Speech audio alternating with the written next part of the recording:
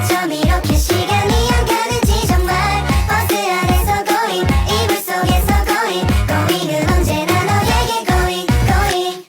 Assalamualaikum warahmatullahi wabarakatuh. Di sini saya akan meresensi novel dari angkatan yang berbeda. Yang pertama, dari angkatan Balai Pustaka, dan yang kedua, dari angkatan Pujangga Baru. Pertama, saya akan meresensi novel dari angkatan Balai Pustaka. Dengan judul Salah Asuhan karya Abdul Muiz. Novel ini menceritakan tentang seorang pribumi yang bernama Hanafi asal Sumatera Barat yang dititipkan pada keluarga Belanda. Hanafi tumbuh besar dan jatuh cinta pada Kori, seorang perempuan Belanda. Kori menolak cinta Hanafi dan memilih pergi ke Betawi. Ibu Hanafi lalu menjodohkan Hanafi dengan Rapiah, anak Sultan Batuah yang sudah membiayai sekolah Hanafi. Selama pernikahan, Hanafi selalu marah dan benci kepada Rapiah. Tapi Rapiah memilih diam dan tidak sekalipun membantah suaminya. Hanafi selalu merindukan Kori. Suatu ketika, Hanafi terkena penyakit dan harus berobat ke Betawi. Di Betawilah Hanafi bertemu Kori dan menikahinya. Salah Asuhan adalah novel yang bertema perbedaan adat istiadat. Kori, seorang Belanda, menikah dengan Hanafi yang seorang pribumi, merupakan tindakan yang bertentangan adat pada saat itu. Novel ini memiliki banyak amanat dan pesan moral. Di antaranya adalah seseorang harus bisa menjaga pergaulan diri dan jangan sampai lupa pada adat dan budaya milik sendiri. Novel ini memiliki kelebihan dan kekurangannya. Kelebihannya pada segi fisik adalah sampul dan gambar yang menarik. Kertasnya berkualitas baik karena menggunakan kertas HPS. Dan dari segi fisik, ceritanya cukup menarik dan banyak pesan moral bagi para pembaca. Novel ini juga bertujuan agar kita tidak berperilaku kebarat-baratan dan melupakan adat istiadat negara kita sendiri. Kemudian, kekurangannya dari segi fisik adalah tulisannya terlalu rapat. Dan dari segi isi, bahasanya banyak menggunakan bahasa kiasan, sehingga sulit untuk dipahami. Bahasanya juga kurang efektif. Dan yang kedua, novel dari angkatan Pujangga Baru dengan judul Layar Terkembang karya Sultan Takdir Alis Jabana. Novel ini menceritakan suatu keluarga yang terdiri dari ayah dan kedua anaknya. Ibunya sudah lama meninggal dunia. Ayahnya bernama Raden Wirya Atmaja, anaknya bernama Tuti dan Maria. Tuti adalah kakak dari Maria. Mereka mempunyai karakter yang sangat berbeda. Tuti memiliki sifat yang sangat serius dan tegas. Ia juga ikut organisasi pergerakan wanita yaitu Putri Sedar. Sebaliknya, Maria adalah sosok seorang wanita yang ceria, feminim.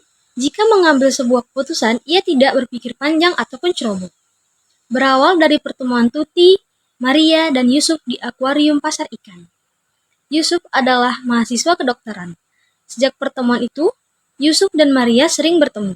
Mulailah tumbuh perasaan cinta, dan akhirnya mereka bertunangan. Hubungan mereka sangat mulus dan mesra, sampai-sampai membuat Tuti iri. Apalagi karena putusnya hubungan pertunangan antara Tuti dengan Hambah, karena itu ia tidak ingin mempunyai kekasih atau bahkan suami. Karena menurutnya, kalau kita mempunyai suami, maka kita akan menghamba sepenuhnya kepada suami kita. Suatu ketika, Maria sakit. Ia terkena penyakit malaria dan TBC, serta batuk dan mengeluarkan darah.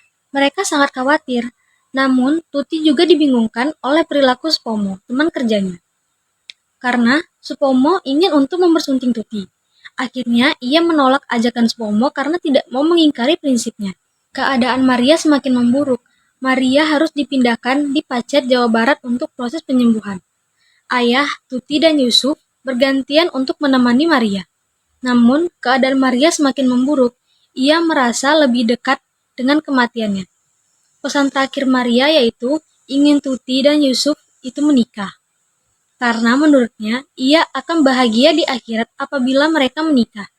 Ternyata benar, Maria meninggal pada Januari 1993 di usianya 22 tahun. Setelah lama hari berlalu, Turi dan Yusuf menuruti pesan dari Maria dan mereka pun menikah. Novel ini juga memiliki kelebihan dan kekurangannya. Kelebihannya adalah yang pertama, gambar pada cover sangat menarik karena ada foto yang menceritakan dari novel tersebut. Yang kedua, menggunakan kertas khusus novel. Yang ketiga, tulisannya bagus dan menarik minat para pembaca. Yang keempat, alurnya runtun dari adanya perkenalan sampai penyesalan. Yang kelima, bahasa yang digunakan oleh penulis sangat enak dibaca dan penuh makna. Keenam, banyak pesan moral yang terkandung dalam novel ini. Lalu, kekurangannya adalah yang pertama, gambar pada cover kurang berwarna. Yang kedua, gambar dalam isi buku juga kurang berwarna. Yang ketiga, judul menggunakan bahasa tinggi sehingga para pembaca sulit mengartikan apa itu layar terkembang. Yang keempat, percakapan antar tokoh sangat membingungkan karena ada beberapa yang memiliki makna yang ambigu. Sekian dari saya. Assalamualaikum warahmatullahi wabarakatuh.